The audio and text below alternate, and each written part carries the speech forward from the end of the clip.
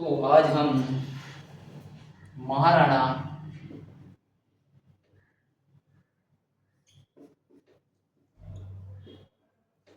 रायमल एवं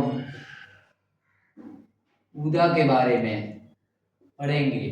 तो कहा जाता है कि मेवाड़ में महाराणा कुंभा जो कि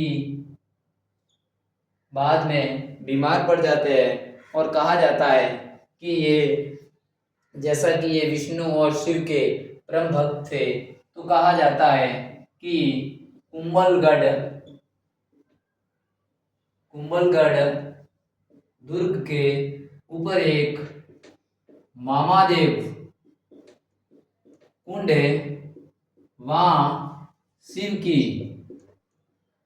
का जो शिवलिंग था, कहते हैं कि वहाँ शिवलिंग पर जल चढ़ा रहे थे और कहा जाता है कि इनका पुत्र उदा, जो बड़ा पुत्र था उदा था, तो इसने अपने पिता की हत्या कर दी। तो मेवाड़ के इतिहास में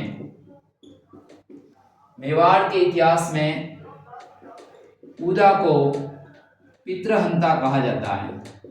तो कहा जाता है कि 1468 में कुंभा की मृत्यु हो जाती है और मृत्यु के बाद वह वहां का राजा बनता है। लेकिन उसके द्वारा जिस प्रकार एक महान शासक, स्थापत्य और प्रजा सेवी की जो कि हत्या कर देते हैं, तो वहां की जनता और स्वामी भक्त सरदार उनका विरोध करते हैं और कहा जाता है कि इनका भाई रायमल के साथ मिलकर उसको हरा देते हैं।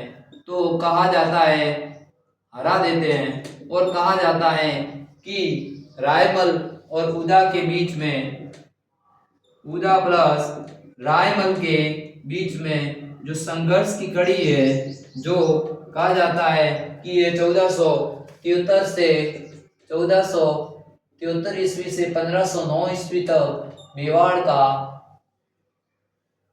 महाराणा रहता है और उदा और रायमल के बीच लगभग संघर्ष 1468 से 1473 तक, जब तक वह नहीं बनता है, जब तक संघर्ष चलता है। और इस संघर्ष में जीत रायमल की होती है और रायमल मेवाड़ का महाराणा बनता है। तो रायमल के बारे में ज़्यादा विशेष जानकारी तो हमें नहीं मिलती है, लेकिन कुछ भी थोड़ी बहुत जानकारी है। तो जैसा कि हमने आवल बावल की संधि के समय कुंभा के समय पढ़ा, तो कुंभा के समय पढ़ा तो राव जोधा श्रृंगार कुंवर की शादी कुंभा के पुत्र रायमल से कर देता है। तो हम यहाँ पढ़ेंगे कि श्रृंगार कुंवर ने चित्तौड़ के पास एक जगह है गोसुंडी, वहां पर एक बावड़ी का निर्माण करवाती है। तो ये रायमल के समय की महत्वपूर्ण सांस्कृतिक जानकारी में हम कह सकते हैं कि गोसुंडी एक बावड़ी है जो श्रृंगार कुंवर के द्वारा लिखी है और उस पे लिखा हुआ अभिलेख कि उस समय इसका निर्माण करवाया गया है।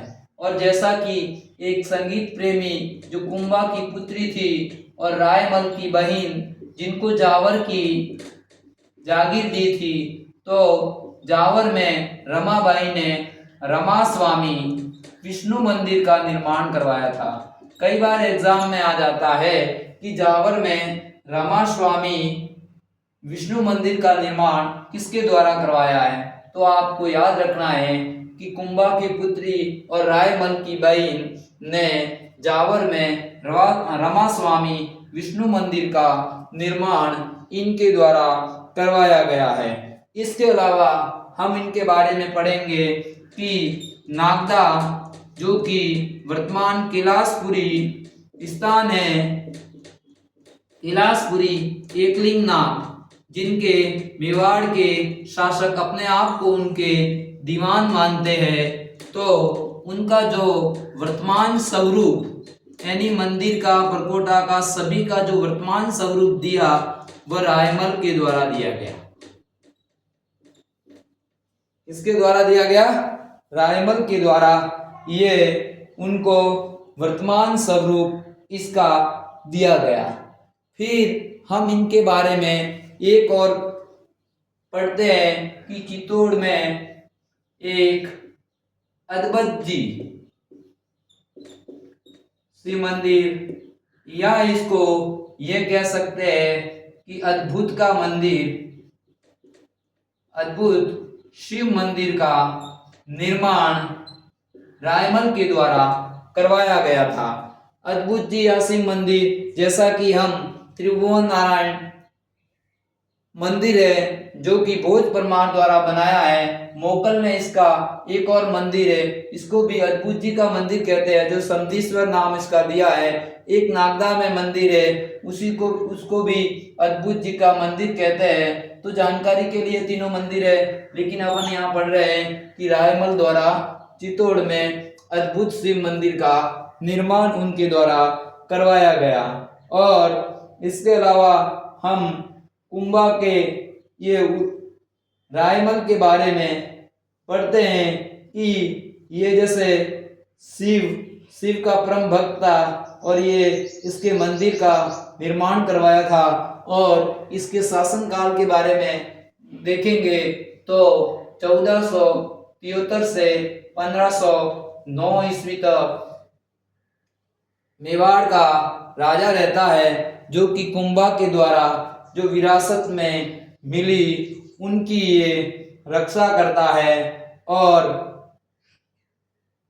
रक्षा करता है। इस प्रकार इनके समय में ये महत्वपूर्ण है। और इसके अलावा गोसुंडी में जो बावड़ी है उसके पास एक रायमल के द्वारा जो बावड़ी के पास लिखा है, तो वहाँ अभिलेख लिखा है और उस अभिलेख में रायमल ने 1504 के आसपास अभिलेख लिखा है और जिस गोसुंडी बावड़ी का निर्माण करने वाला उनका नाम और रायमल का हमें नाम की जानकारी मिलती है। तो कुंभा के पुत्र रायमल और उदा, और याद रखना इतिहास में पितृहंता मेवाड़ का शासक जो उदा नाम से था, उसको मेवाड़ का पितृहंता कहा जाता है। और रायमल के बारे में कई बार ये एग्जाम में प्रश्न ये भी आया हुआ है कि जावर में रवास स्वामी के मंदिर का निर्माण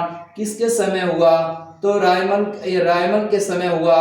और अद्भुत जी का मंदिर, शिव मंदिर चित्तौड़ के पास चित्तौड़ में बनाया, ये किसके द्वारा बनाया, तो ये रायमल के द्वारा बनाया गया है। और श्रृंगार कुंवर ने गोसुंडी चित्तौड़ के समीप एक बावड़ी का निर्माण भी करवाया। और नागदा कैलाशपुरी जो है इनको वर्तमान स्वरूप देने वाले शासक रायमल थे। तो इस प्रकार हम रायमल के बारे में यह जानकारी पढ़ी। और जैसा कि इनके पिता महाराणा कुंभा के बारे में हमने साहित्य, उनकी विजय उपलब्धि और उनके द्वारा बनाए गए, उनके द्वारा रचित नाटक, उसकी टीकाएं बहुत सारी पढ़ी, जो कि आगामी एग्जाम के लिए हमारे लिए बहुत ही उपयोगी साबित होगी। तो प्लीज़ मेरे द्वारा बार बार आपसे ये निवेदन किया जा रहा है कि जो मेरे द्वारा जो जानकारी श्री उमेद स्टडी पॉइंट पे दी जा रही है, कि मैं आपको विश्वास के साथ कहता हूँ कि आप यदि इसमें से इस श्री उमेद स्टडी पॉइंट और सिविका स्टडी पॉइंट दो वीडियो है, शॉर्ट वीडियो में सिविका स्टडी पॉइंट और श्री उमेद स्टडी पॉइंट बनाया है, तो मैं विश्वास करता हूँ कि समस्त बंधुओं जो प्रतिभागियों प्लीज़ आप ज़रूर देखें, जो कि आगे आने वाले आगामी एग्ज़ाम के लिए आपके लिए महत्वपूर्ण साबित होगी। मैं आशा करता हूँ कि मेरे द्वारा ये दी गई जानकारी आपको अच्छी लगे और भविष्य में जो आने वाले एग्ज़ाम में आपके सफलता के लिए रामबाण साबित हो। जय हिंद, जय भारत।